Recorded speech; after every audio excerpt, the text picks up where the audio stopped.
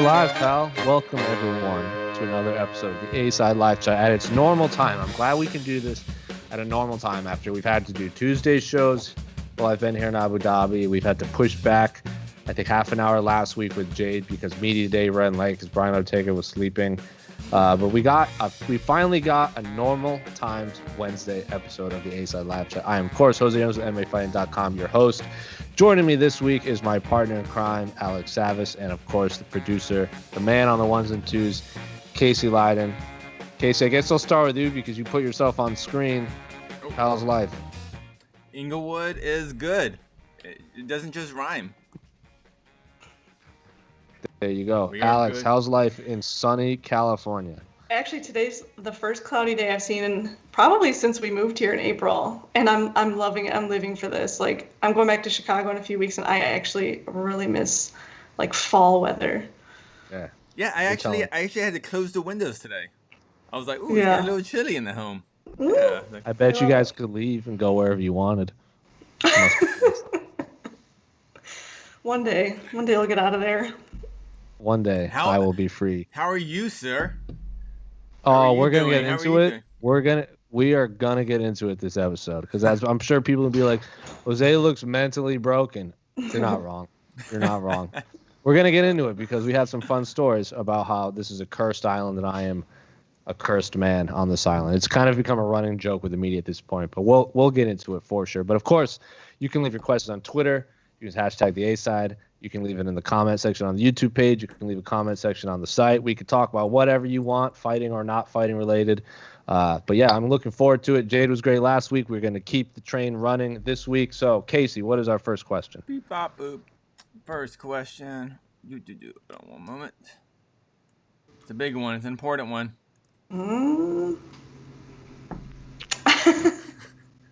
From Jessica Nafik on Twitter, the Crystal Queen. Is Jose's car okay? Let's just talk about it. I said I was going to talk about it. So here, I'll say it like this. I came here to Fight Island 5 weeks ago. Correction. I left Arizona for, let's not forget, the Colby Covington Tyron Woodley fight, which seems like a year ago. I was at that one too. So I went from that fight right to Fight Island. I left Arizona with 4 SD cards. I brought an Xbox to play in my room. I parked my car at somewhere in Las Vegas, the UFC headquarters. They let me park there to leave, so I wouldn't have to pay airport fees. And I came here with a working SIM card on my phone. And what do they all have in common? That's right, they're all broken. Every single one. All of my SD cards have broken. Not like one of them is corrupted. 4 of them are the others are just physically broken. One of them got jammed in the camera, and John Morgan of MMA Junkie had to be like, he came over to help, and he's like, dear God, like, I don't know how to fix this without breaking your camera. He's like, I've never seen this before in my life. I'm like, yeah, I know, it just happens to me. My Xbox power supply caught on fire on the first day because the voltage in the Abu Dhabi is too powerful for US. My phone overheated in the Abu Dhabi weather, and my SIM card is now broken. Luckily, I have Wi-Fi. And someone hit my car while I'm here, and it has a flat tire because apparently a parked car just jumped out and scared them. So don't know who did it, but someone hit my car while I'm stuck over here. Found that out on fight night. That's fun. So yeah, that's how my car is doing. So yes, can't wait to get off Fight Island and away from this cursed land. Are they gonna have your car like fixed for you when you get back, or how are you getting home? I doubt it. I asked if they could just fix the tire that's flat and then give me, if they know who did it, insurance information, and then I can like fix it from that point on. But like, everyone is so locked in with UFC 254 fight week that like they don't. I saw a picture of it. It's just cosmetic damage, but it was definitely hit by a car. Oh, let me rephrase that. It was hit by 2 cars. Not one, 2 different cars hit my car. So that is Jose's life right now. I feel like this isn't just an isolated incident, though. Like, oh, no. I feel like this kind of thing happens to you a lot. Oh, 100%. 100%. Like, literally everyone's like, this is just Jose. Everything breaks and everything gets lost. I saw Julia in the comments. Julia, if you could confirm what it's like, life with Jose. She's like, I just text her. I'm like, I'm just going to, like, next, if I ever come back here, I'm bringing 2 of everything. Yeah. Like, luckily, I brought 2 cameras. Like, and it's not just me. Like Oscar of the Mac Life, his like microphone went out, so he has one of my mics. He has one of my XLR cords. He's given me an SD card because, again, all 4 physically broke, not corrupted, broke.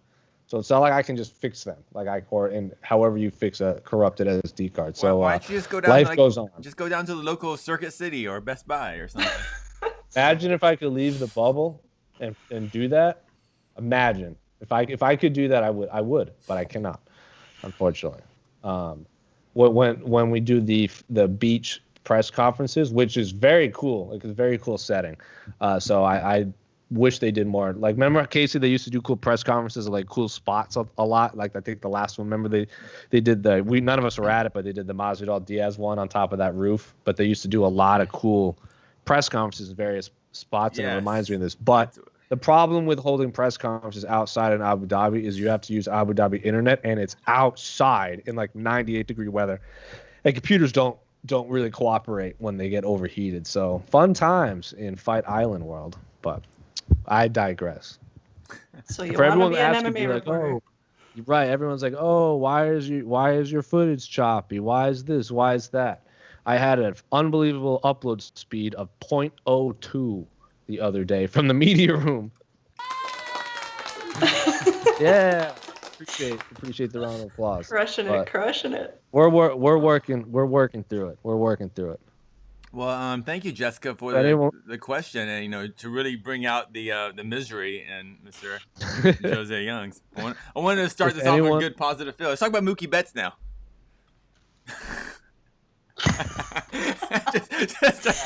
What floor is he on?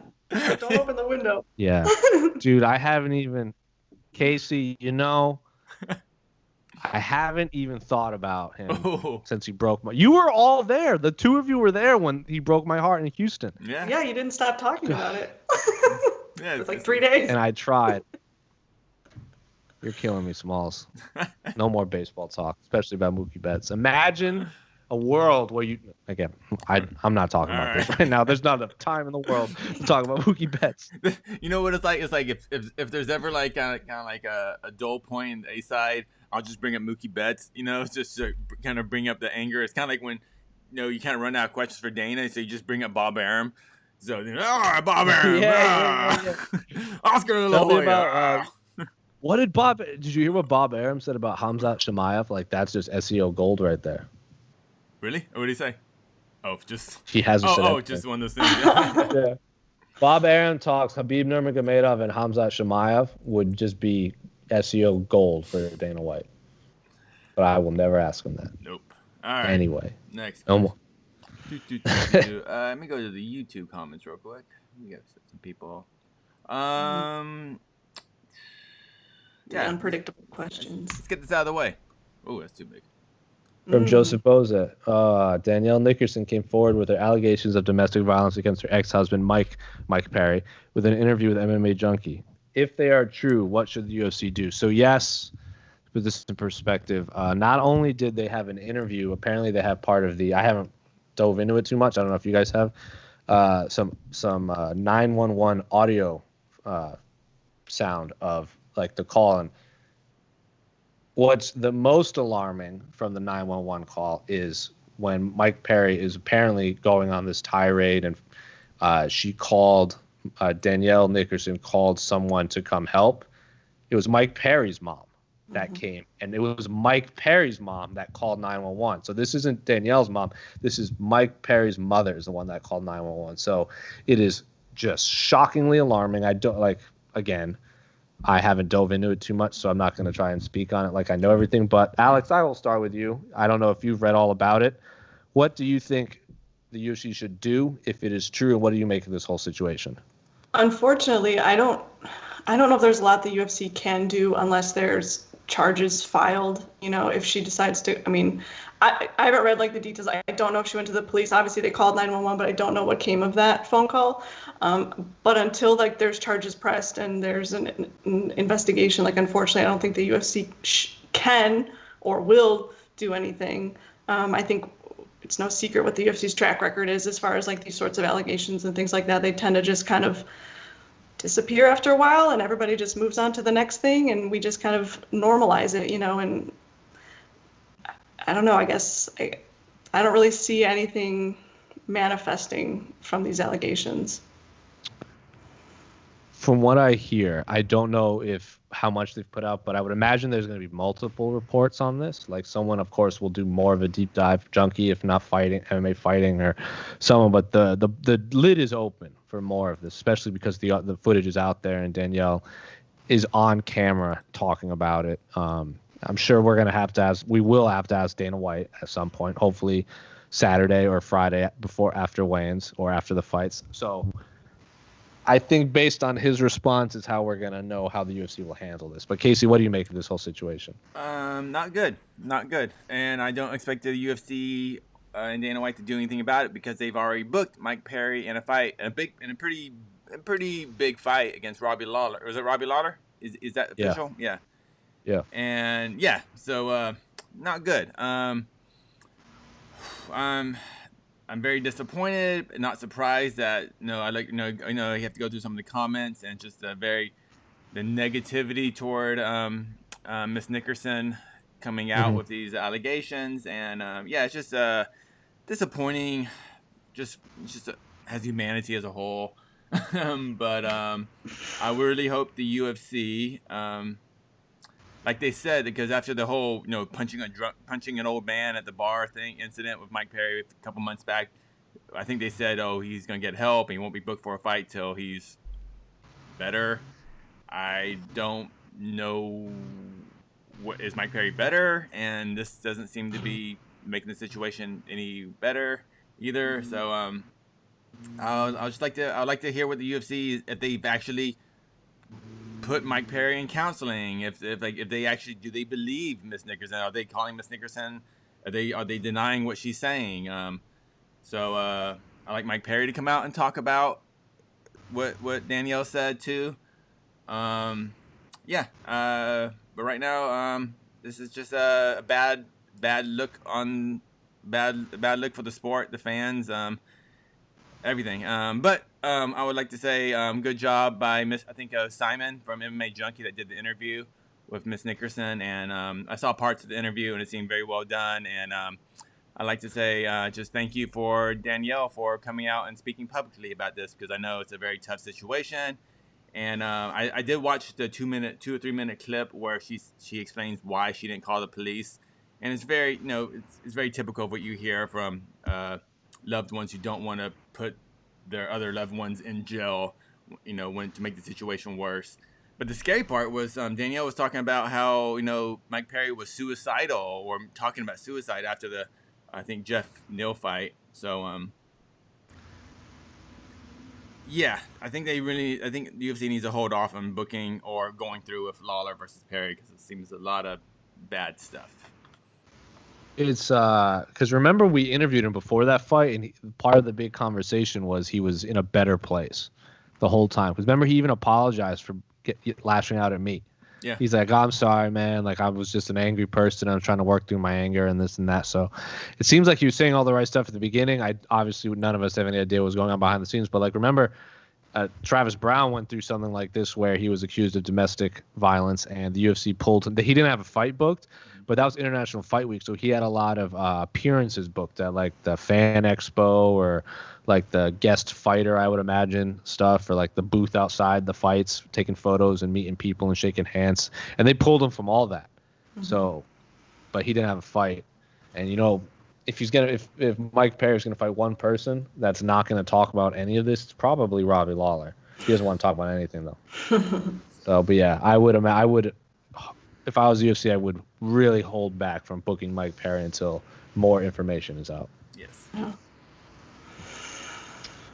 Tristan Gordet, what do you think of McGregor's Twitter reply to a fan that believed he was up 2 rounds against Khabib at UFC 229 before eventually being submitted? Wasn't his exact response like someone says like, I can't remember what the tweet was, but he said LOL ha ha ha or something like that. It was very absurd, but I don't really care if he believes he was up 2 rounds because he lost.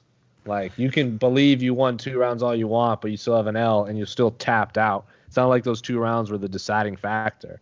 You know what I'm saying? But Alex, what do you think when you hear McGregor believes he's up 2 rounds or won 2 rounds against Khabib? I'm going to take a page out of my old friend Robert Whittaker's book here. I don't care. That's funny. Nailed it. That's funny. Nailed it. Nailed it. We will hear from Alex after Christmas. That's another inside joke from Robert Whittaker. Casey, what do you think when you hear McGregor say he thought he was up 2-0 or believed he was up 2-0? Cool. Yeah, neat. Cool story, bro. Yeah. You still lost. Yeah, it's like, hey, you know what? I just think this is an argument for open scoring. That's what I think. There you go. And we don't need to hear any more about open scoring on the A side. Yeah. If that's the confidence that Conor needs to keep himself motivated to eventually fight Khabib again, which is what he wants, then yeah, cool. You won every single second of that round, and you were about to finish Khabib, and then you slipped on a banana peel, and somehow your jaw got cranked off. Unfortunate. So yeah. His foot was a balloon, man. Remember? Yeah. He had a balloon foot. Yeah. So. He was drinking all night. He was hungover. He had a balloon foot. This and that. Blah blah blah. So whatever makes you feel good, Mr. McGregor. Yeah, I like that. We can all believe whatever we want to believe. Okay. Let me look at the YouTube. Let me talk about this real quick. From Danny Belanger. Why people don't talk about Akinta's fight with Khabib? Akinta was quite successful in takedown defense and partly punching. This is an oddly worded question, so I'll try to reword it for him. Why don't people talk about Ali Akinta's fight with Khabib? Ali Akinta was quite successful in takedown defense and partly punching. Let's not forget, this fight was, 48 hours notice for those two? Khabib was originally supposed to fight Tony, and then he was supposed to fight Max, and then he fought Al. And then he also, I know he decided to fight an entire round standing because his coach was like, "What are you doing? Like, take him down." And they're just like laughing and jabbing and punching each other. But yeah.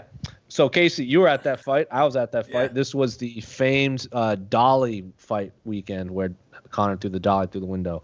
Why don't people talk about Akinta's fight against Khabib? Khabib.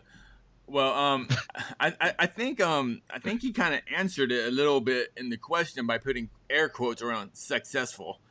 I mean, he went 25 minutes, but I guess that's successful because Khabib won every 24 of those minutes. Every second. Yeah, I'm being generous to Al, and we knew Al. Do you know what one of the scorecards was? I'm assuming 54-4. I don't know, like 50-44, 50-43, 50-43. 2 50-43s in that fight. Yeah, so I don't understand. He wasn't successful. Yeah, so I think that's successful. So, are we trying to claim that is Gaethje just a much better version of Iaquinta in the sense that a wrestler of good takedown D and even more powerful hands? I mean, maybe. So if that, in that sense, do we think this is going to be like, I don't know. I'm not sure what this question is. I'm just trying to, yeah, I don't know. It's like, I have no idea. I mean, Alex, why don't you talk about Ali Akinta's fight with Khabib more? I'm sorry. I just think so much has happened between that fight and now. Like Conor McGregor versus Khabib kind of just took over all of Khabib's history. Like nobody cares what happened before that, and now we're just talking about Conor, Khabib, and the future. Sorry, Iaquinta, like big fan, and hey, you went 5 rounds, that's amazing, but like I don't know, it's old news. Yeah. I also think Al got dominated, and he's won obviously some fights. He beat Kevin Lee in a fight like that was a beatdown. Like that was a very, very, very high level performance. 5 rounds in the last ever Fox card. In Milwaukee. Casey, you were in Hawaii for that, and you were in beautiful Hawaii doing video with Alima, and I was in frigid Milwaukee watching Kevin Lee and Ali Akinta. Beautiful and then he also, Milwaukee. Okay, in December 15th. And then he got beat down by Cerrone and Dan Hooker also dominantly in back-to-back fights, so I just think Khabib was one of the last, like, we've seen it twice since that Akinta's kind of been dominated. I mean, the Cerrone fight was great, but Hooker took it to him on a massive card in a co-main event spot. I like the term partly punching though. He didn't fully punch. Yeah. He just partly punched. All right, next question. From Rob Freer, is the way they're handling the introduction of Michael Chandler giving off Bret Hart WCW vibes, or just me, replacement fighter / special guest ref? Casey, you want to talk about Bret Hart's jump to WCW? Actually, I have no idea. That was my era where I just didn't care about pro wrestling. So I get what he's talking. I'm kind of getting the vibe though. Yeah. Overall, I think the UFC is actually doing a terrific job of introducing Michael Chandler to the UFC audience without actually having him fight. So 100%. He's doing media. You know, he even has Khabib talking trash about him. That was kind of that was kind of weird. I thought what Khabib said about Chandler, but actually, UFC from a promotional standpoint is doing a very good job of putting Michael Chandler's name out there. And so when he does officially get booked for a fight, I think there's going to be just extra excitement for it. Alex, what do you think of the UFC's handling of? You don't have to compare it to Bret Hart's WCW vibe because I'll get into that in a second. But what do you think of the handling of Michael Chandler? Because honestly, like you and I have covered Michael Chandler at the Chicago cards before, and the dude is very well spoken. Like if you're trying to build a brand, he's one of those fighters you really want to put the machine behind. What do you think? How do you think the UFC's been handling his pre-debut, I should say? Yeah, I agree. I think it's been pretty successful. I mean, there's no protocol as far as like when you bring over a champion from one promotion, where do they fall in line in the other one?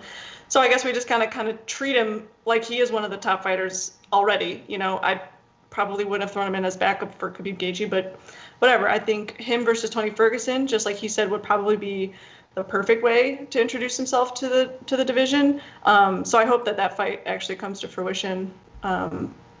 Yeah, I think he was already kind of one of the names that kind of transcended Bellator, and a lot of UFC fans knew who Michael Chandler was already, and I think even just more so now. So as far as a mark of success, I say I agree with the UFC.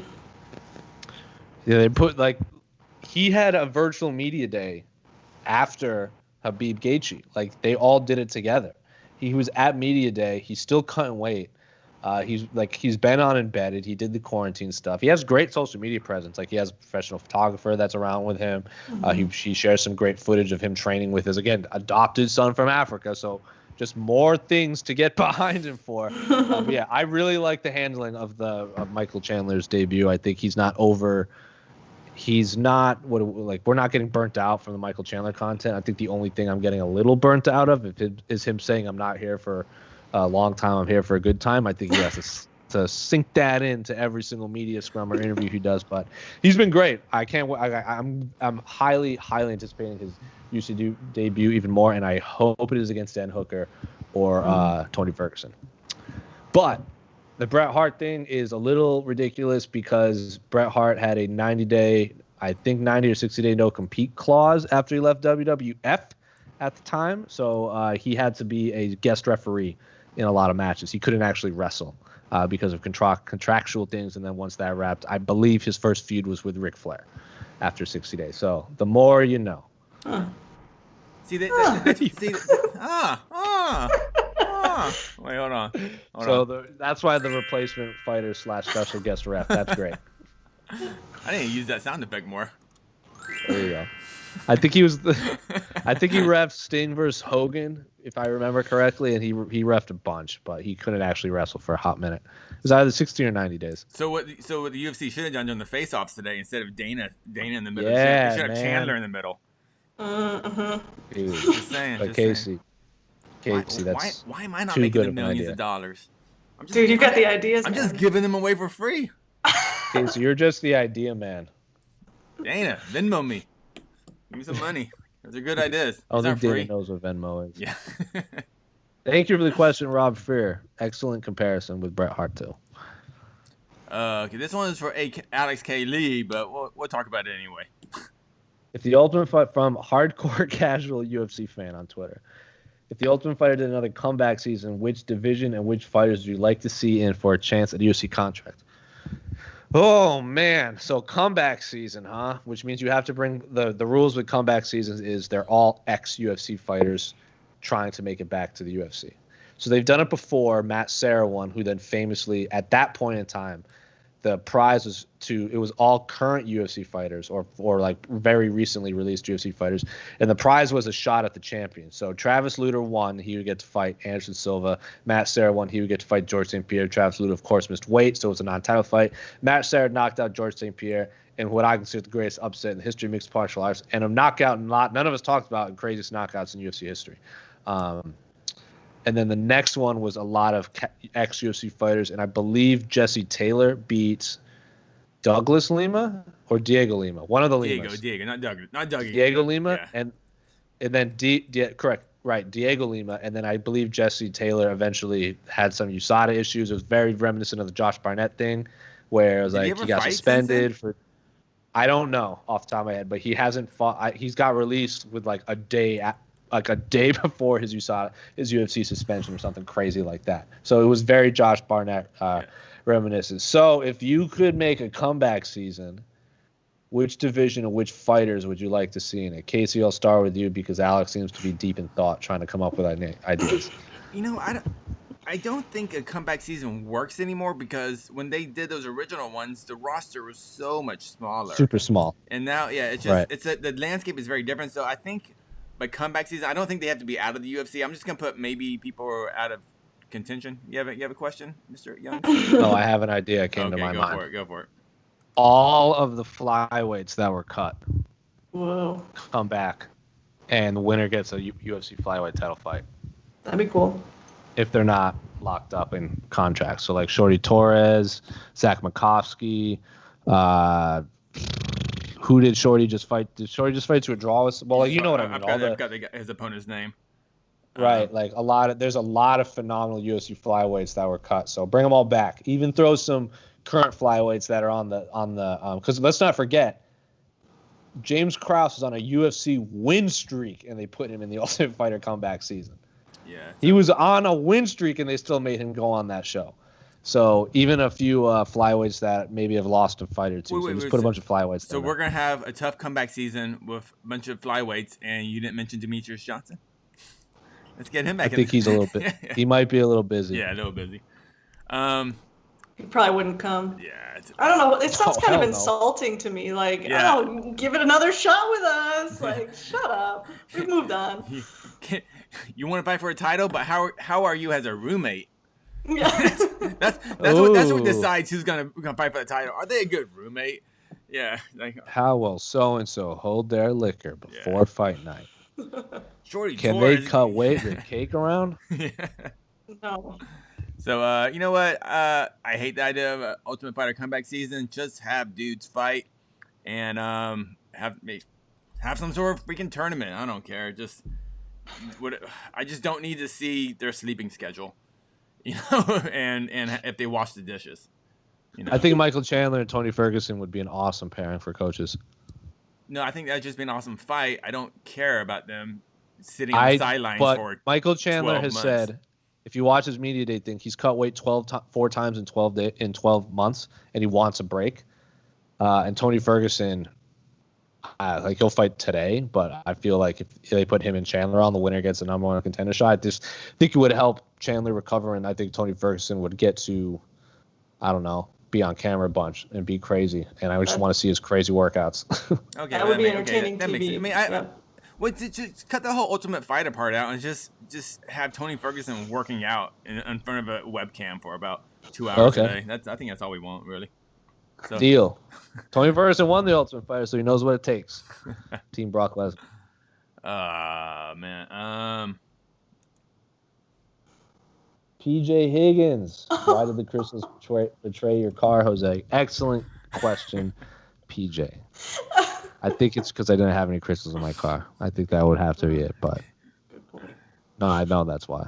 So if anyone obviously crystal related, but if you watch that Embedded series, the one I think it's episode 2 or 3, where Jared Cannonier is laying all his rocks out in the octagon on the beach. I was watching this happen, and he was like, like Walt Harris, Eric Anders, Casey Kenny, Benson Henderson, like they were all just like talking, and Jared Cannonier was just doing his thing in the octagon, just like meditating with all his rocks around him. And I was like, I love everything about this because everyone has, like, whether they believe it or not, has just like accepted that this is Jared.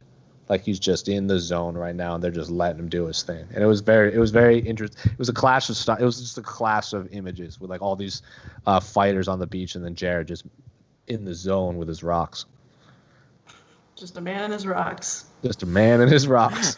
All right. Well, thank you for the inflammatory question, PJ Higgins. I appreciate that.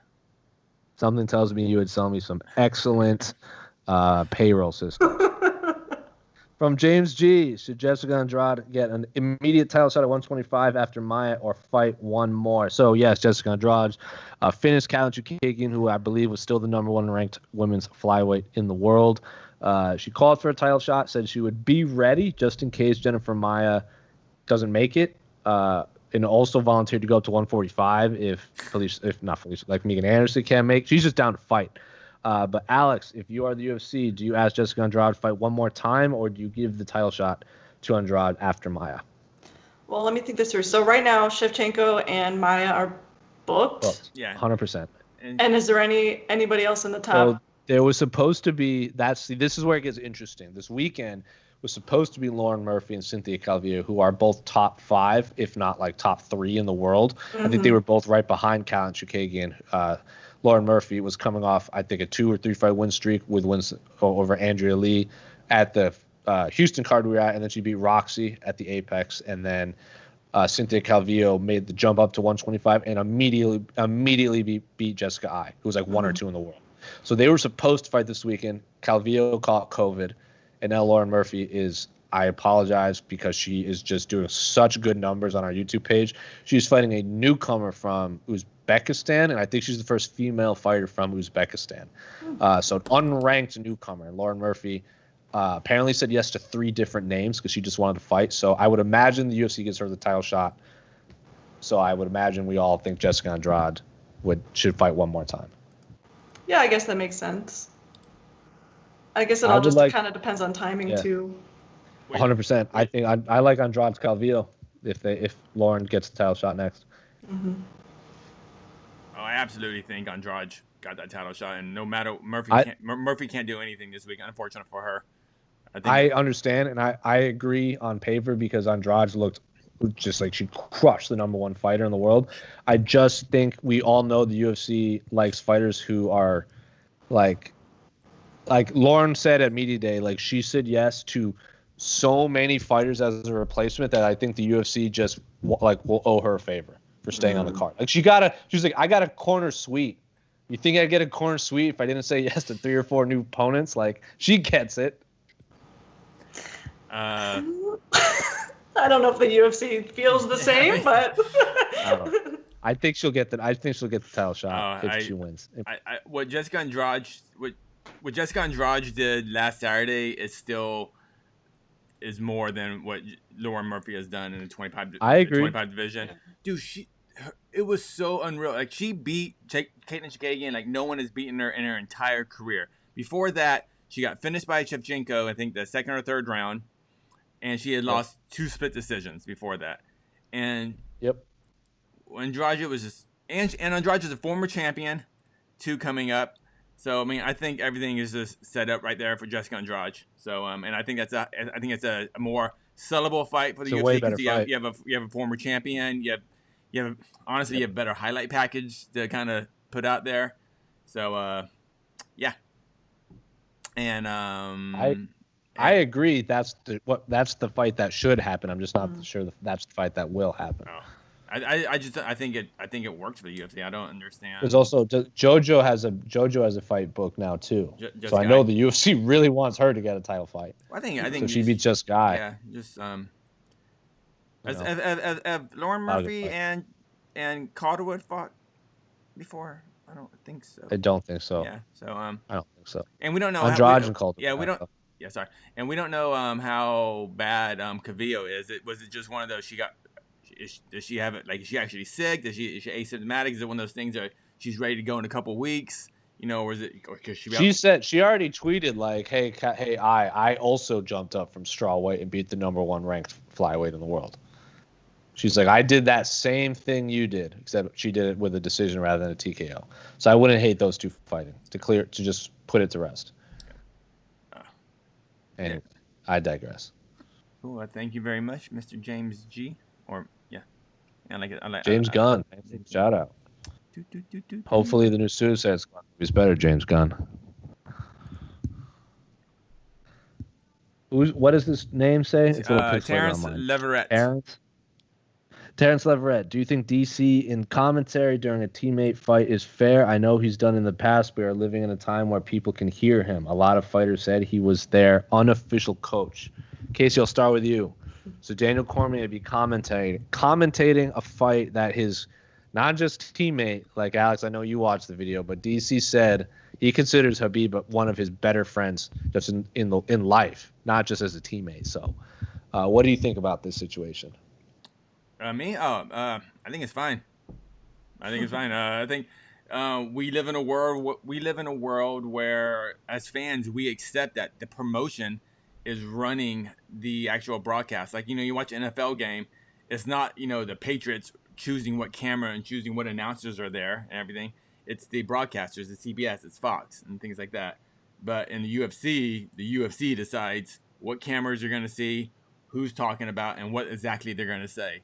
So we already live in a world where the commentary they're not unbiased. They're everyone's connected, 1 degree or 2 degrees apart, and obviously DC and Khabib have a very close connection. But I just think all I can suggest is that DC doesn't yell too much during the fight, But right. I've kind of accepted it and just kind of moved on with that sort of we need someone who's never doesn't know Khabib, but it's how the sport is. Alex, what do you think? Should DC be commentating this fight? Yeah, it doesn't bother me either. DC's enough of a professional where I don't think it's going to cross any lines. Also, what could DC possibly say that, anybody in Khabib's corner wouldn't already say? And, I feel like he's going to be completely channeled into hearing his proper coaches in the corner and not really so much. He strikes me as the kind of guy who can really compartmentalize and, focus in. So I'm not really sure that it's going to provide any sort of, measurable advantage to where we want to be concerned. Now, if the opponent had an issue with it and maybe was concerned, if Gaethje had a problem with that, he could easily probably speak up and the UFC would probably handle that. But if he doesn't have a problem with it, then I don't think anyone else should. That's a very good point. DC's also on record saying, for those of you unaware, a lot of the commentators and analysts do fighter meetings just to talk it's like a media day for the commentators, so they can get some so when they're on the comment on air, they can tell stories and anecdotes and talk training and everything. DC excused himself from Justin Gaethje's fighter meeting, he wouldn't sit in it. To make it fair, and because he didn't want to hear anything and then accidentally relay it to someone close to Khabib, because he's going to want to say hi to a teammate. I also that's interesting. When we had media day, Daniel Cormier was sitting out in the hallway just talking, and I think someone in UFC's social or production needed some video of him because he's doing a lot of videos too, and he made it very clear. He was like, I do not want to make a prediction. I don't want to do a lot of here's what Khabib does well compared to Justin type things. He basically just wants to sell the fight. This fight is awesome because Khabib is awesome and Justin Gaethje is awesome. He doesn't really want to do the whole breakdown thing. And he was like, we have to be careful. I'll do it, but we have to be careful. So I know Daniel Cormier is taking this very seriously. But again, good point, Alex. If anyone had an issue, it would be Justin. And if he doesn't have an issue, I don't think we should have an issue. Yeah. Look at Alex Savas. You do have opinions. Look at you. You do bring something to the A-side chat. Way to go. Way to go. We're all professionals here. We're all professionals here. Thank you for the question, Terrence.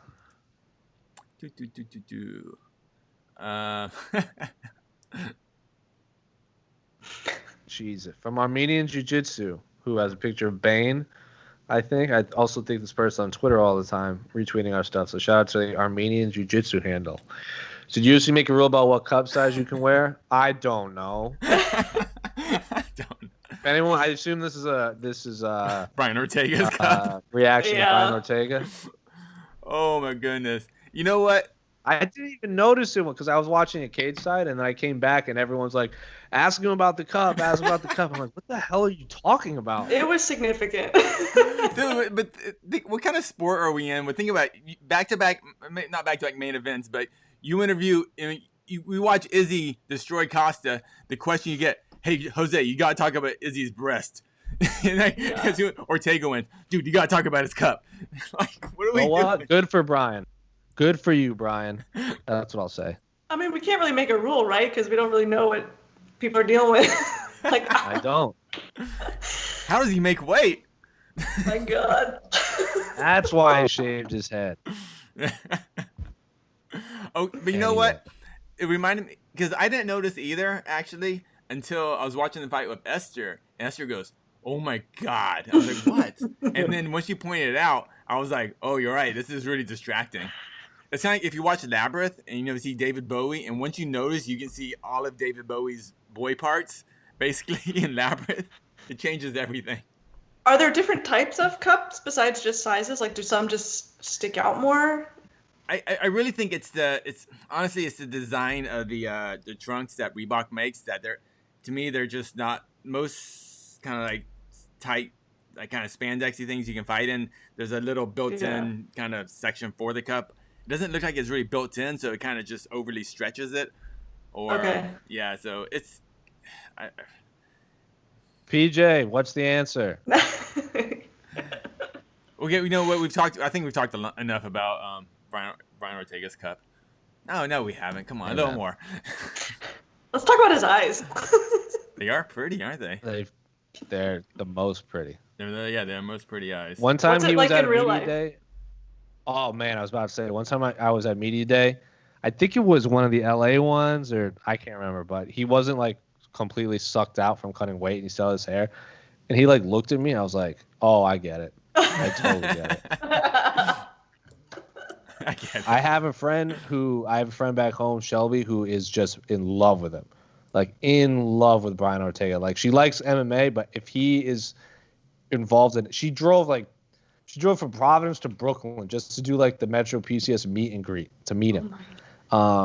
And she was getting married, and I was there, and she was like, if Brian Ortega walked in and was like, "Sorry, man, we're getting married instead," she would be like, "All right, bye, Ben."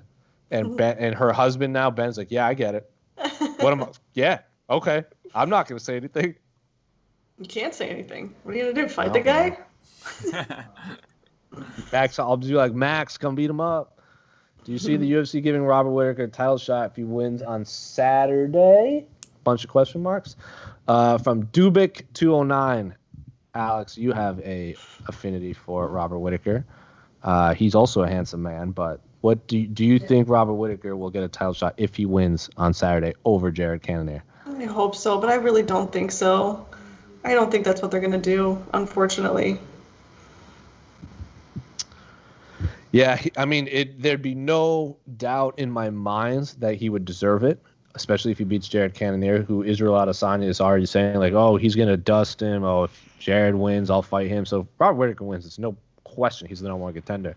I think the scenario will be, and this is all speculation, no one has told me this from the UFC PR or anyone, if Robert Whittaker wins, I have a feeling Izzy might fight Jan. And Whittaker will fight the winner of Till Hermanson for an interim title. That would be a likely scenario that I would see. But again, no one's told me that. It's just all hypothetical. Or because I know Izzy wants to fight John Jones in 2021, and how much bigger would it be if Izzy had John's old title and John has to come get it back? If Izzy beats Jan, that is, which is obviously no easy task. So that's just what I think could happen. I wouldn't hate it, because I like all those fights, but Robert Whittaker would, if he beats Jared Cannonier, should be fighting for the title, whether it's undisputed or interim. After Christmas. It'd be weird if Till Hermanson was for an interim title, especially since Till coming off a loss. But this is UFC. No, I'm saying the winner of that fight Oh, I'm would sorry. fight Yeah, I Robert got Whittaker you. for an interim Sorry. title. Yeah, I misheard. So no, yeah, because Hermanson is coming off an is on a 1-fight win streak. Till looked great against Robert Whittaker on one leg. Cannonier's already beaten Hermanson. Whittaker's already beaten Till. So if they want to run the rematch back with Till, if he wins, then for an interim title, fine. But I think if Whittaker wins, he should be fighting for a title. It's just a matter of if it's undisputed or interim. Yeah, see, this is why. Okay, I think Cool Alex is correct. If Robert wins, he should get a rematch for the title. But that's 100%. not how the sport works. And I don't think Izzy. It's not that he's afraid of Whittaker, but I think he wants. I don't think Izzy is in that rematch phase, like going through the roster twice yet. I think he wants to fight new opponents all the time. So I think that's why he's not too high on fighting Whittaker again. And that's why he seems kind of flippant about it. He's like, I'll do it, but I already beat his ass. So like, what am I gonna do? Yeah, that's what I mean. I just don't. I just don't think it motivates him enough. But that's why I hated this fight in general. I hate. I want to see Whittaker fight Cannonier because it's just two awesome fighters punching each other. That's always great. But in terms of title, who's gonna fight for the title? I don't like this fight because it reminds me of Aldana versus Holm. That to me, Cannonier had already earned the title shot. Honestly, he beat a top 10 fighter from Manson. He almost broke Anderson Silva's leg again. Broke his knee, and he just looked unstoppable at 185. So I already thought Cannonier had done enough for a title shot. So with Whittaker, unless Whittaker just smokes Cannonier in like under a round, like out cold walk off KO, I just don't see this fight making sense in that sense because Whittaker can't get anything from it. So he should, but he probably won't. If it's a close fight too, like where the scores are really close and people are like, ooh, Cannonier actually might have won that, I think Cannonier could still get the title shot then. Give him the Jose Here's Aldo another treatment. thing I think. Here's another thing I think could happen. If Darren Till beats Hermanson, they just give Till the title shot. Because I know Izzy really wants to fight. Izzy really wants to fight Darren Till. Yeah. Darren Till is obviously very marketable. I think he's one of the few fighters that'll just like his social media game is just probably one of the only ones that's more bizarre than Israel Adesanya's. But again, also Darren Till said he's done to fight Hamzat. So if Izzy fights Till, if Darren Till fights Hamzat, like I'm fine with either. Both those fights are great, but I could 100% see Darren Till skipping the queue. Or if even Hermanson has the loss to Cannonier, but then he taps Kelvin Gastelum, I think, with a knee bar or leg lock or something. So he said he'd be down. So either one, I think Jack Hermanson has a phenomenal chance of beating Israel Adesanya too anyway. But I any of those cats, I think Hermanson and Cannonier are the dark horse. But Robert Whittaker. You think Robert Whittaker gets it done, Alex? Yes. I made my predictions today, and I only predicted one fight, and that's all I need to predict. KO round 2. Look at you. Robert Whittaker is I don't know if you interviewed him. You were in the fan sided office when he came in back in the day, right? I was sick that day and I was pissed. Oh no. Yeah, I missed him. Robert Whittaker used to be such a curmudgeon. Like interviewing him was a challenge. Like getting past like 4 or 5 minutes was I think was like a stretch. Mark Carmen had the same issue with him too. He was trying to like kind of play it up. Lately, his interviews have been like on fire, like hilarious, like very easygoing guy. But the ones back then were just. We asked him like, "What are you afraid of? Like, what gives you fear in life if you're such a badass, basically?" And he was just like, "Spiders." Casey, you've interviewed You've been around Robert Whittaker interviews. Remember old Robert Whittaker? It was brutal to interview. He was like an Australian Robbie Lawler. Yeah, that is a great comparison. Yeah. Now he's much more open. His embeds are great. I even asked him, like, do you think it should be the norm that fighters are more open with being burnt out or like mentally exhausted? He's like, what? I don't know. Like that was his answer. I was like, all right, he wasn't aware of like the stigma. He was like, I don't know, I don't care. And then he was like, Casey, did you watch that scrum, Casey? The for me today? With Robert Whittaker? Just a little. I didn't watch the whole thing. He was someone asked him about Anderson Silva retiring because Robert Whittaker and him were former middleweights, and he's just like, I didn't even know he was retiring. And then John Morgan goes, yeah, he's fighting actually. He has a fight next week. He goes, I didn't even know he was fighting. And then I was like, he's fighting Uriah Hall. He's like, wow, cool. Like, and then he goes, you gonna watch it? He's like, probably not. He's very funny. He's so endearing in his like nonchalant, like oblivious attitude to the world because he has 3 little kids. Like his time for MMA is like watching MMA is probably so small. He lives on the other side of the world from us. He doesn't know anything going on. I kind of love really high level fighters who give like zero shits about the sport. They're like I don't watch it. Oh, yeah. Like I just like I'll if it's on, I'll catch a fight every now and then. I'm just like, I don't know. I just think it's kind of cute. I don't know why I like that. A lot of players are like that. I mean, but can you imagine asking like talking to like LeBron and like I don't know, like he was like, oh, you think about LeBron hates basketball. Yeah, he's like, oh, I don't know. I just play my game. Then like I don't know. I just hang out with my kids. Like other teams. I don't know. Yeah, it's just a job. I happen to be good. Yeah, I happen to be the greatest player who ever lived. Don't hurt me. I think Michael Jordan's better. LeBron is more talented. But Jonathan Martinez. Oh God, we're getting to that. No, we're not. No, we're not. Jonathan Martinez is something similar. Like Jonathan Martinez apologized after every answer he gave at his post-fight scrub.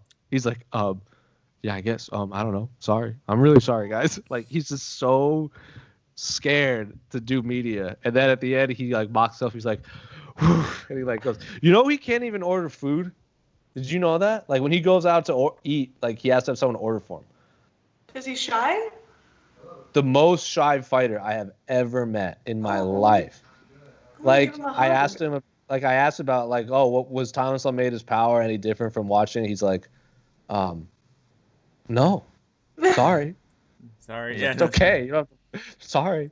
But then what you aren't aware of is Alexander Hernandez, Jonathan Martinez, is basically Jorge Masvidal. He has like 100 street fights. Like he's telling stories like off camera about like he just go fist fight people for fun, and then he decided he's gonna do Taekwondo, and then his next street fight he head kicks someone.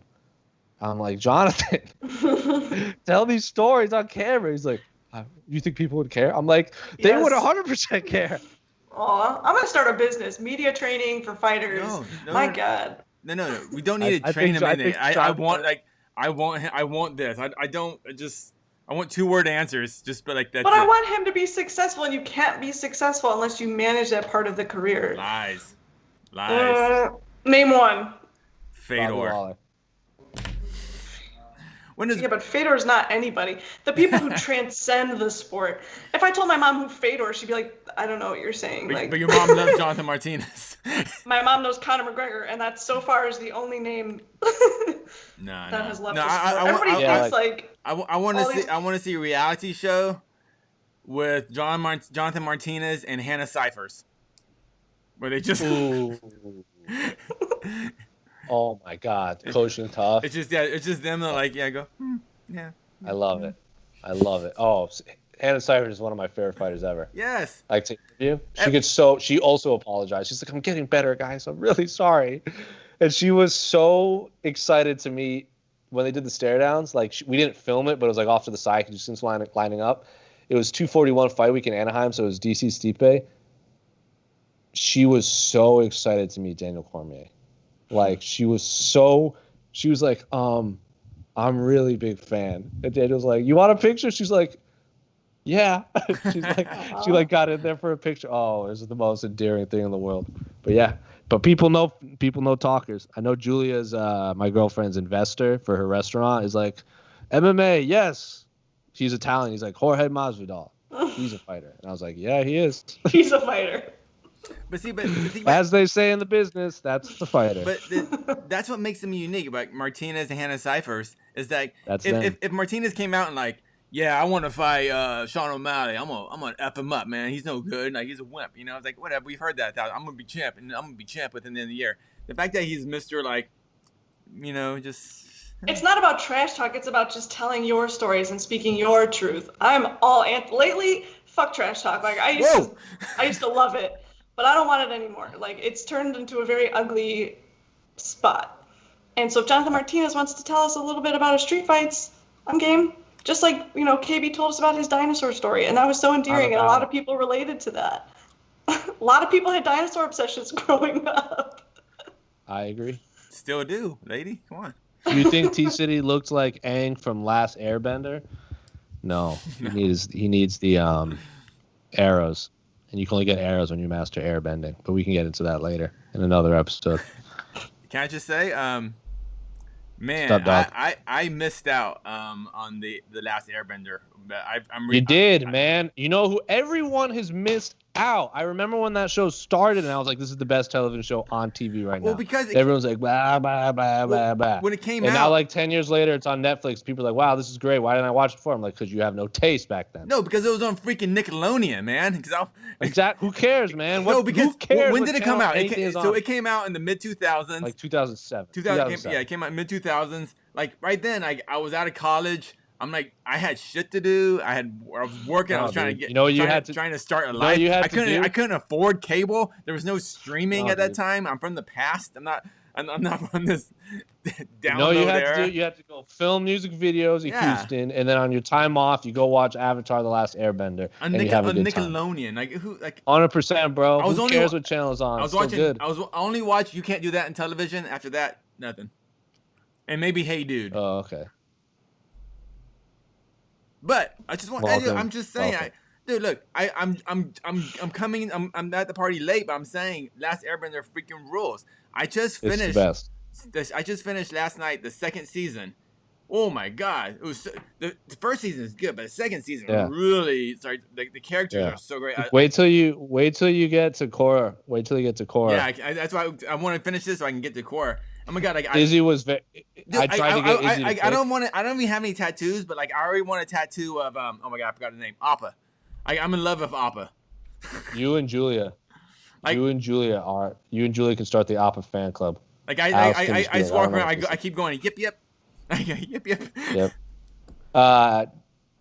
Izzy has a Toph tattoo on his arm. Oh, he does? Yeah. I love Toph. What a great character. We talk about it. Whenever off camera, we were talking about it because I asked him to pick between Korra and Aang. He's like, you can't make me do that. Yeah. I don't. That's wrong. Funny cat. The answer is Aang, but. Whoa. All right. Anyway. I loved. Alex, if you were which kingdom would you be part of in Avatar? Ooh. What are the choices? You got Earth, Fire, Water, and Sea. Earth, Fire, kingdoms. Water, and Air. Water. I'm a Cancer, so that's my water sign. So you'd live in the North or the South Pole, and you'd be surrounded in ice. Cool. Was this a trick question? No, it's a good answer. Oh, okay. You can heal. You can get healing powers. You get healing powers, and you can blood bend, and you could freeze rain. In case you don't know any of that means, but you'll get there. Blood bend. Yeah, so they can bend liquid, so they can control bodies if they bend blood. Oh man, Casey, you're gonna be in for a time. You know, full powered. Who's the sister? The sister, the Fire Kingdom's the sister. What's her name? Azula.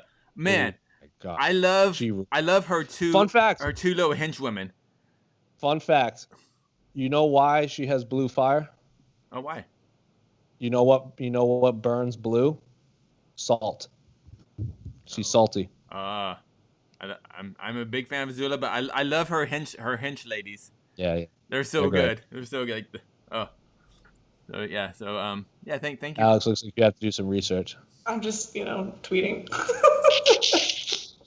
Nice. Any more MMA questions or Avatar questions? I'll take any of them. Here we go. Oops. Get rid of that one. Thank you, Armenian Jiu-Jitsu, for the tangent. Oh, Sam Harris 999. Aldo versus Vere. Early predictions. So, for those of you who aren't aware, apparently Jose Aldo and Chito Vera are locked in. We haven't confirmed it yet in MMA fighting, but that is the rumored fight. Alex, what do you think? Jose Aldo versus Marlon Chito Vera at bantamweight. Chito Vera. That's my pick.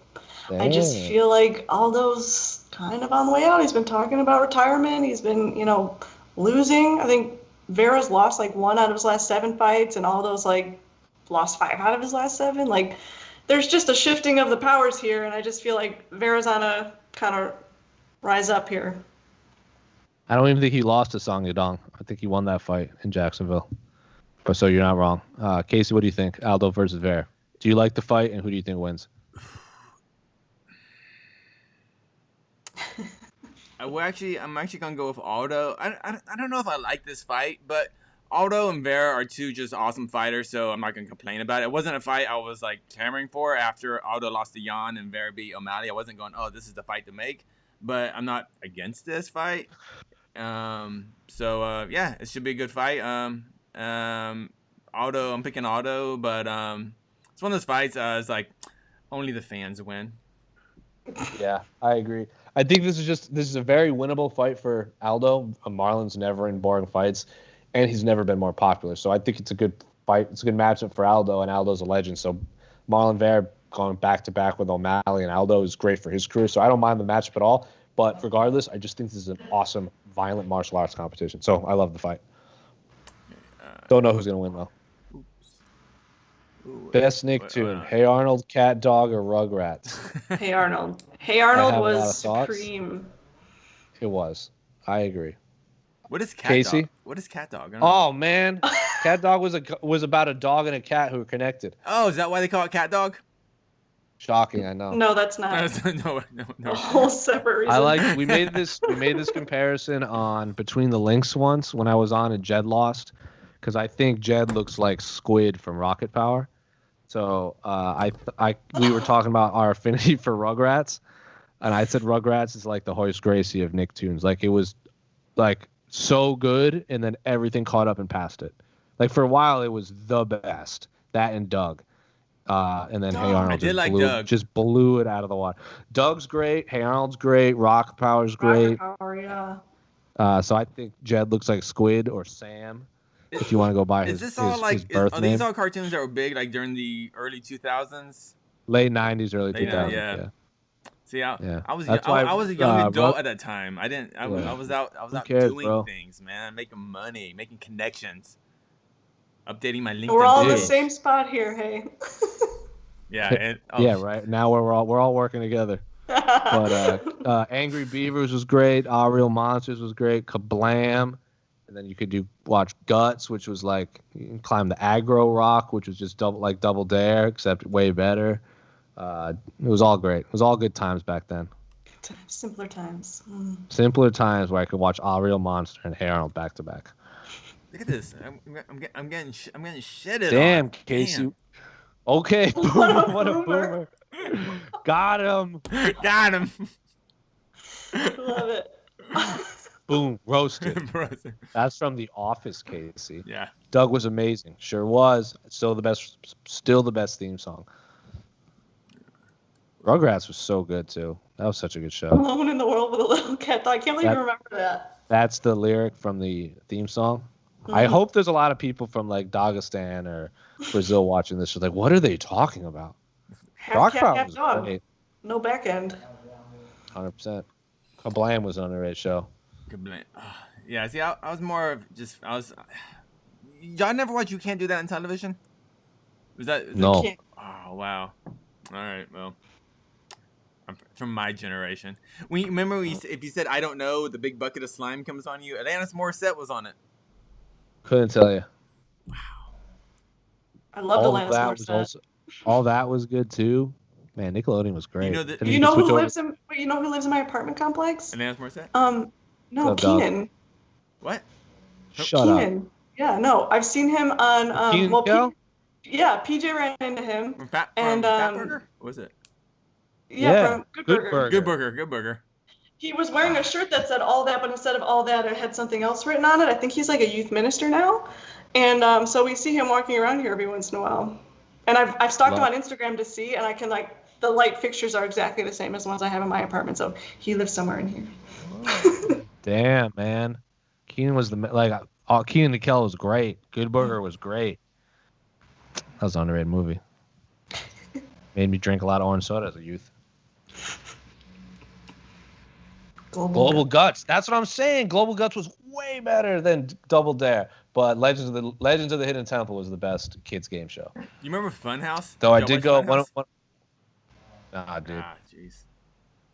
So I went one time. I went to the back in Rhode Island, my dentist, she was like redoing her like front office, and she, most dentists put like all their like diplomas and everything like in the front, so they're legit. She had the Aggro Rock trophy from when she was on Guts. Like, she won an episode of Guts. And I was like, oh, man, this is better than any diploma you could show me. I now trust you completely with my teeth.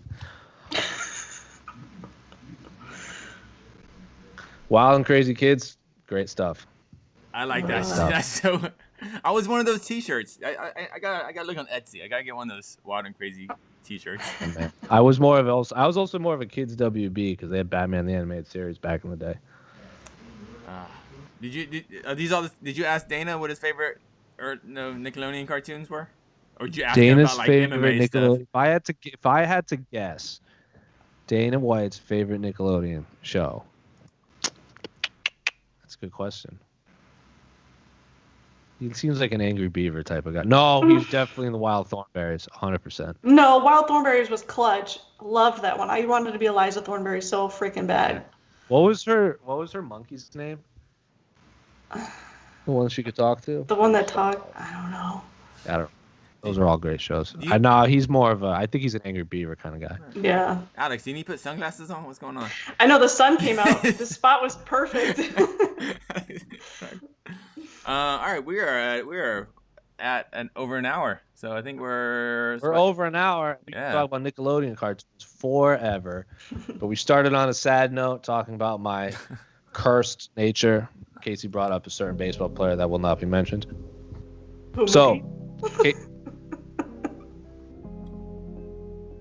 listen, just because you guys live in LA, you can go watch Mookie Betts whenever you want, and the Dodgers are in the World Series, and he became one of the first players in baseball history to get a home run and get 2 stolen bases in a single game, is nothing to gloat about. We're not going to talk about it, because I have to live through it. Casey, how you want to close this out? Just everyone, hope you enjoyed the pay-per-view this weekend, and hope we get some awesome fights. Wear a mask and don't be stupid. Starts early. Yeah, starts early. Starts early. You can actually make plans for your Saturday night. Woo! Can you? Yeah. Well, Starts normal time for me, and then I have to go straight from here to the hotel and then to the airport. Fun times. Anyway, Alex, how do you want to close this out? Well, I think, it should be said, be nice to your MMA media members that are at Fight Island. You've heard the fighters say how much of a struggle it is to be there for a week. These guys have been out there for over a month, and limited to no daylight. It starts to mess with the head a little. Oh, it does. It certainly does. Shout out. So this is the last A-side from Fight Island. The next one I should be back stateside, because with my luck, I'll just get detained or something like that. Oh my God. Me, Oscar, John Morgan, Natasha from, AG Sports, I think, Brazilian outlet, and Dennis from RT Sports, the only ones that have been here for all 5 fights. So we are all just so ready to get off this island. So can't wait, but we'll be back next week, normal time. I'll be in Arizona. Maybe Alex will be back. Casey will be here for sure. Actually, Alex, you're going to be on the road next week, right? Yeah, I'll be in Vegas. So Alex is finally going to get back on the road to bring you some lovely Anderson Silva Uriah Hall content from the UFC Apex. But this has been Jose. That's Casey. That's Alex. Find us on Spotify, Stitcher, Google Podcasts, Apple Podcasts, YouTube, all the podcast networks. Stay on this. Go watch the press conference and all our Media Day videos. We're out.